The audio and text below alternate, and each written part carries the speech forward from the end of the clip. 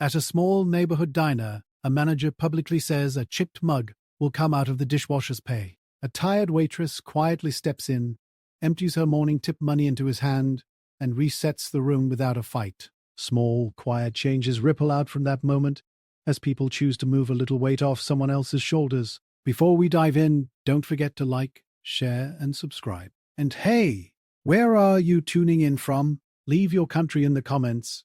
I love seeing how far these stories reach. The bell over the diner door rings soft at 7. I take my usual stool by the chrome napkin holder. The counter is cool under my forearms. Outside, the bus stop coughs people. Inside, the grill hisses. This place has been here longer than my knees. The neon in the window flickers between open and OP for a second. The cook mutters to it like it's a dog that won't sit. Steam rolls from the sink in steady clouds. The older guy on dishes stands in it like fog. He has grey stubble and tired eyes, the kind that have seen a lot. He wears a white paper cap and a navy t-shirt gone darker from spray. Dark blue rubber gloves reach his elbows. He keeps a cracked watch on his wrist under the glove. He never talks much. He stacks plates in neat towers that tilt and still don't fall. When he looks up, his eyes skip over people and land on the next thing that needs a hand.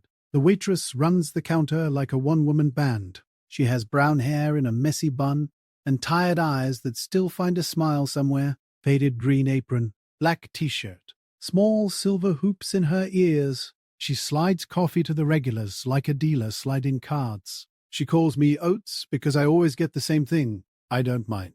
Her laugh is a small bell too. The chip shows up on a Tuesday. It's a clean triangle missing from the lip of a blue mug. A trucker at the corner booth takes a sip, sets it down, and holds the mug out like he's showing a fish he wishes was bigger. He isn't mean. He is just awake early and wants one small thing to be perfect. The waitress says sorry and grabs another. She moves quick, but not quick enough for a voice already warmed up behind the counter. The manager lifts the mug like evidence. He has slicked back hair and a tie too tight. White shirt, clipboard. He holds the mug high, scans the room like someone must be punished. This is what happens when people rush, he says. His voice cuts through the diner like a knife through foil. Heads turn without meaning to. The dish guy freezes. He has a plate halfway to the rack. His shoulders curl. Water runs down his gloves into his sleeves. He opens his mouth and closes it. The manager doesn't look at him yet. He talks to the room about standards and waste. It lands on the dish guy anyway. This comes out of your check, the manager says at last. He says it like it's policy, like the policy lives inside his throat. The room goes quiet in a way you feel. The cook stops mid-flip. The bus stop outside whistles. Someone coughs. My spoon makes a tin clink I didn't mean. The dish guy nods small, as if agreeing makes it hurt less. She slides between them, small but solid. The waitress steps closer than comfort. She sets a fresh mug in front of the trucker like a peace offering. Then she faces the manager. Her hands shake once and then stop. She takes her morning tips, crumpled small bills, and counts them into his palm. 1, 2, 3, 4, 5. The wad is not big. It's still heavy. No docking, she says. Low, like you would talk to a dog about to snap. She does not make a scene. She does not stare him down. She just places the money there and moves her hand away. For a second, no one breathes. Even the grill quiets. It's only a second, but it feels like the feeling when you miss a step and your stomach flips, and then you catch yourself. The manager looks at the bills like they might bite. He glances at the dish guy. He opens his mouth. The room exhales. Somebody laughs, soft and grateful, though at what you can't say. The trucker raises his new mug. Thanks, he says to no one in particular. The cook starts eggs like the whistle for a game to begin. The manager squeezes the bills without knowing and then pockets them like he meant to. Fine, he says. Then to the room. Let's keep an eye on the mugs.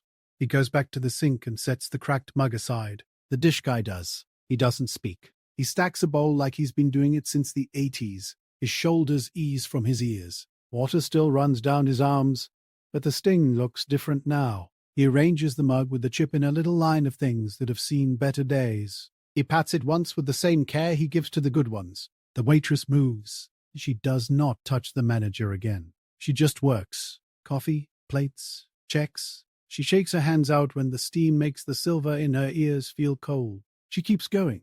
When she passes the dish pit, she bumps her shoulder lightly against the man like a nudge you'd give a table to make sure it's steady. He almost smiles. Later, when the rush thins, I see the folded pharmacy receipt peeking from her apron. It has creases, like it lives there. The ink is the kind that fades if you think too hard about it. When she tucks a strand of hair back, a narrow hospital bracelet band flashes, now used to bundle her keys. That is all I know. She doesn't say anything. She refills my coffee and says, "Oats okay," because that's our language. At the dish pit, a child's drawing is taped near the clock. Stick figures under a big sun. The paper has grey freckles from the water. In the corner, a tiny blocky heart that took 5 hard presses of a crayon. He glances at it when the noise rises. When the manager walks past fast. When the plates come in a rain. He touches the corner and the paper flutters, stubborn, and there. The trucker at the corner booth leaves a small stack of singles and a note. It's on a napkin,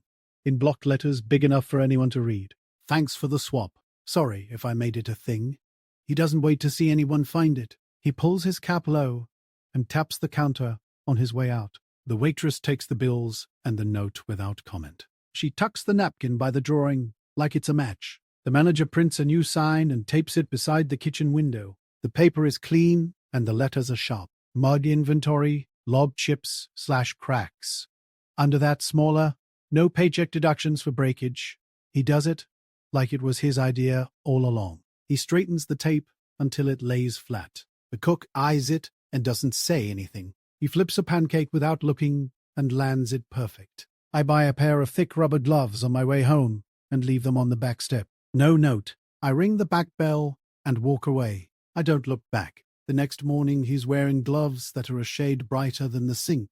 His hands look warmer. He nods at the air near me when I sit. Maybe it's for me. Maybe he does that for the sun. A high school kid at the far stool watches all this with his phone face down. The next week he comes in early and asks if they need help on Saturdays. He speaks like he's expecting a no. The cook shrugs toward the dish pit. The kid looks at the older man. The older man nods once, small. 2 Saturdays later, the kid is wiping down the counter with both hands like he means it. A woman who runs the flower shop next door comes in with a pot of mint. She trades it for a grilled cheese and leaves the change. "For that window," she says. The waitress puts the pot where the sun lands. The chipped mug sits empty beside it, mouth crooked, waiting like a bird bath. No one mentions it. None of this is loud. None of it makes the news. The morning crowd is still the same. A guy in a safety vest, a woman in scrubs, a man who wears suits like armor even when he orders pancakes. But the air is a shade lighter.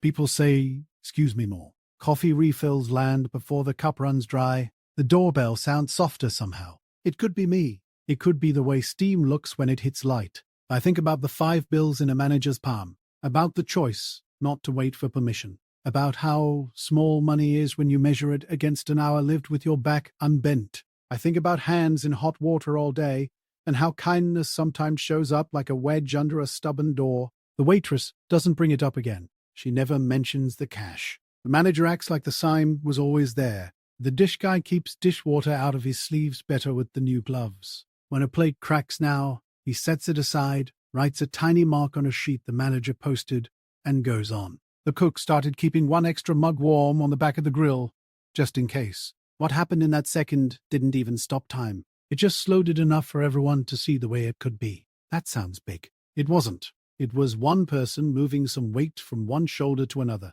You could miss it if you were late for work. You could miss it if you stare at your phone. I almost missed it too. In the window, the chipped mug grows a sprig of mint. The waitress tucked a small plant into it when no one was looking. The leaves push up green and fearless through the crack.